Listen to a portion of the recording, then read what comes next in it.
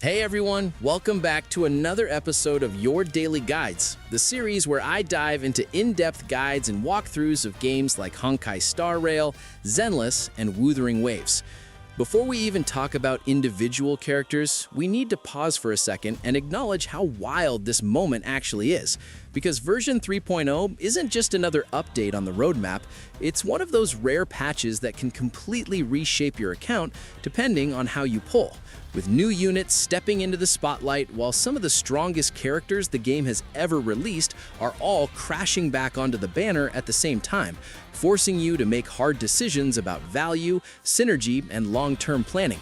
So in this video, I'll do my best to give you my own opinion and break apart what each character actually offers, and help you figure out whether this patch is about chasing power, finishing teams you've already invested in, or finally committing to a playstyle that carries you through the rest of the game. But before we get into all of that, huge shout out to LOOTBAR for sponsoring today's video. I know you've probably seen a lot of creators talk about LOOTBAR already, but let's be honest, when people like Jello Impact and even I Win to Lose are using it, that's a pretty solid vote of confidence.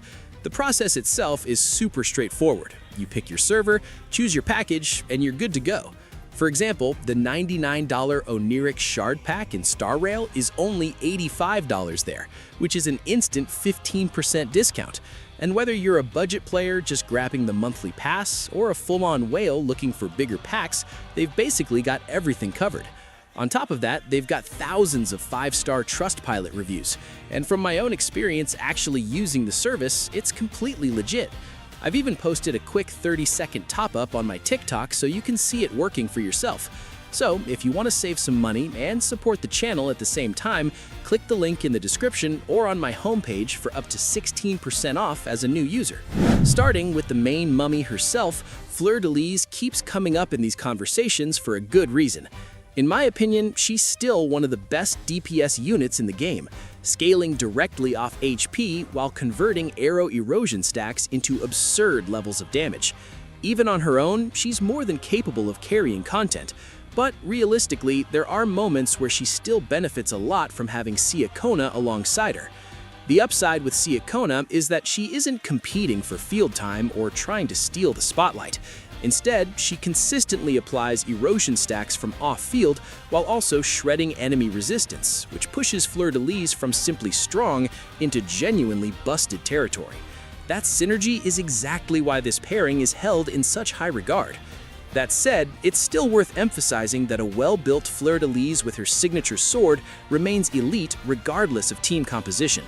Her weapon is currently the only sword that provides the massive HP stat her scaling demands, which alone keeps her damage ceiling extremely high. So my overall take with these two is pretty simple. If you already have Fleur-de-Lis, picking up Ciaccona is a strong upgrade to her overall damage and consistency.